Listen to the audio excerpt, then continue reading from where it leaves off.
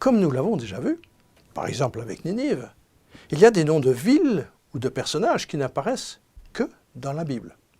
Aujourd'hui, je braque le projecteur sur la chute de Samarie, la capitale du royaume du Nord d'Israël, ainsi que sur un grand roi assyrien totalement inconnu en dehors de la Bible. Si vous suivez cette série d'émissions, vous devez commencer à connaître le genre d'accusations lancées en permanence contre la Bible.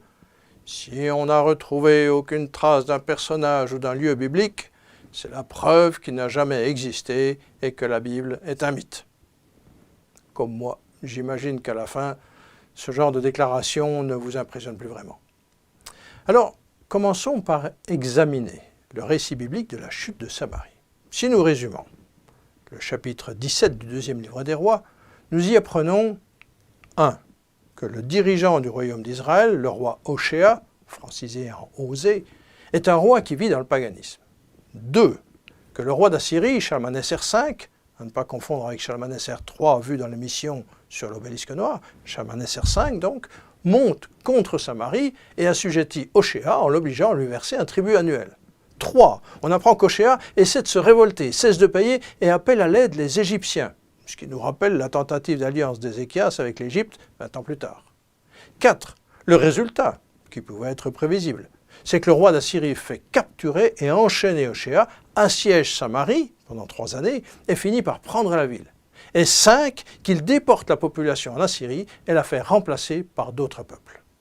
Comme vous le savez, c'était la façon d'opérer des Assyriens pour empêcher les vaincus de revenir sur leur terre puisqu'elle était alors habitée par d'autres occupants. C'était une manière d'assurer leur emprise en désorganisant ces populations et en limitant les possibilités de rébellion. Une remarque en passant sur le texte biblique. Le texte mentionne le nom de Shalmaneser, ou Salmanasar en français, celui qui a imposé un tribut à Hoshea. Par contre, concernant la prise de Samarie, elle a attribué au roi d'Assyrie, sans mentionner son nom. Un détail qui semble indiquer que ce n'est pas Shalmaneser qui dirigeait l'Assyrie lors de la conquête de la ville. Je ferme la parenthèse, j'y reviendrai.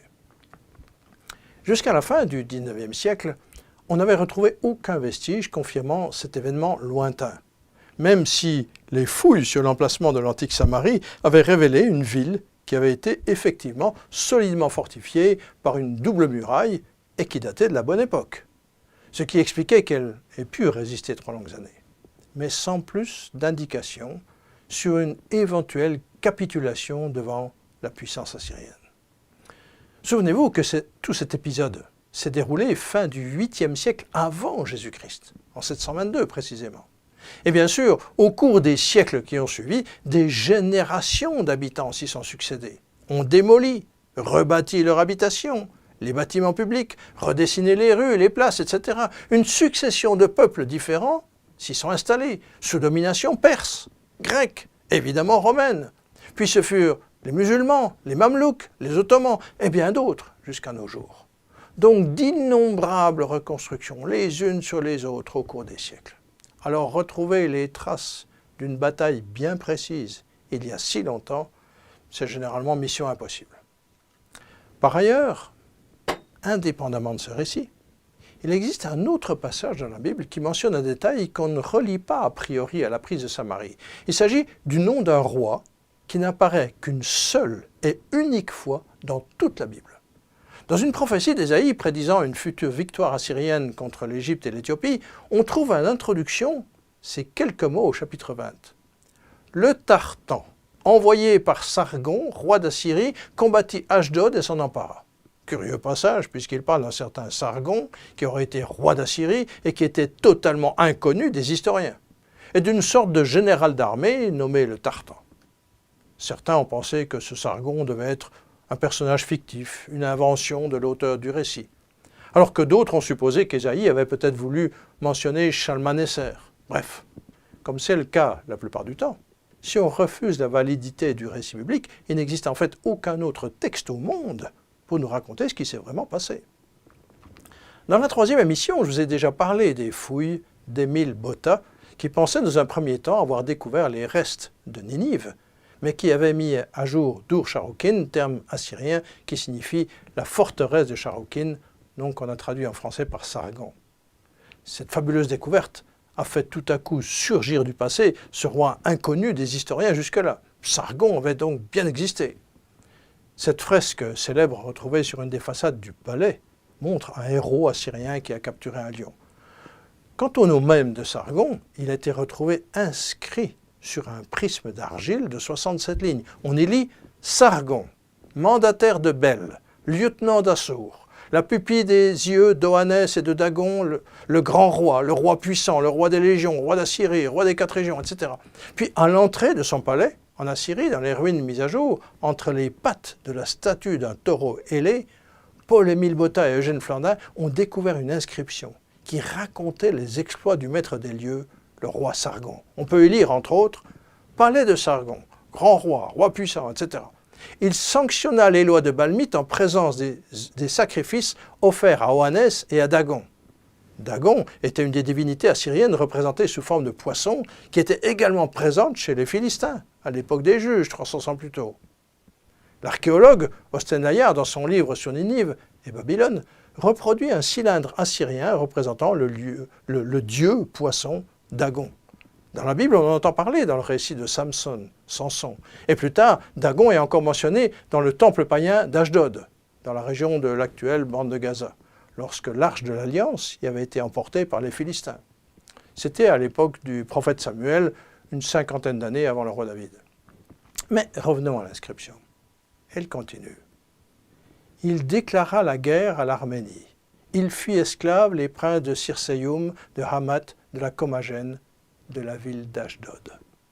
Nous avons donc la confirmation que Sargon a effectivement combattu Ashdod, exactement comme le dit Ésaïe. Et ce qui est très intéressant, c'est que l'inscription ne s'arrête pas là. Elle va encore plus loin. Elle déclare « Il foudroya Samarie et toute la maison d'Omri ». Cette fois, c'est clair. Sargon a bien pris Samarie, la capitale, et vaincu la maison d'Omri, dynastie royale qui régnait à Samarie sur les 10 tribus d'Israël.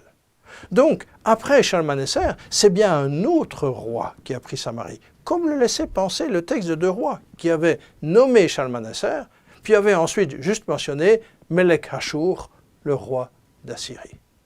Puis on a également retrouvé ses annales, le récit chronologique de ses exploits, dans une longue inscription qui déclare « Dans le commencement de mon règne, etc. Avec l'aide du soleil qui me fait vaincre mes ennemis, j'assiégeai, j'occupais la ville de Samarie, et je réduisis en captivité 27 280 personnes, je prélevai sur eux 50 chars de la part de ma royauté, je les emmenai en Assyrie, et je fis demeurer au milieu d'eux les hommes que ma main avait conquis. » Cette inscription apporte donc non seulement la confirmation de la prise de Samarie, mais aussi la déportation des vaincus en Assyrie, et même l'autre volet de la stratégie assyrienne mentionnée dans la Bible, à savoir le déplacement d'autres populations contraintes de venir habiter à Samarie. Cette fois encore, les moqueurs ont dû se taire et admettre que le récit biblique était exact, que Sargon, non cité une seule et unique fois dans toute la Bible, était bien un personnage historique de toute première importance. Vous avez sous les yeux un vase d'albâtre retrouvé lors des fouilles et qui porte en toutes lettres son nom. Cette fresque, provenant de la façade nord de son palais et exposée au Louvre, montre Sargon et un dignitaire. Même si ça ne vaut pas une photo numérique, c'est une représentation visuelle de ce monarque à la tête de l'Assyrie en son temps. Et enfin, cerise sur le gâteau, pour illustrer encore la précision du texte d'Ésaïe, il me reste à citer Georges Contenot, qui a été conservateur au département des Antiquités orientales du musée du Louvre entre 1927 et 1946. Ce grand spécialiste est l'auteur d'un ouvrage de référence intitulé « La civilisation assyro-babylonienne ». Il décrit entre autres le fonctionnement de l'armée assyrienne et il explique qu'elle était sous les ordres d'un grand général, et même de 2 à une certaine époque. Savez-vous comment se nommait ce général? les textes assyriens lui donnaient le titre de Tartan. C'est le terme exact utilisé par Ésaïe quand il déclare le Tartan envoyé par Sargon, roi d'Assyrie, etc. Impressionnant, n'est-ce pas? Alors avec tous ces éléments et au point où nous en sommes, je pense qu'il est inutile d'en dire davantage et je vous laisse donc à votre réflexion.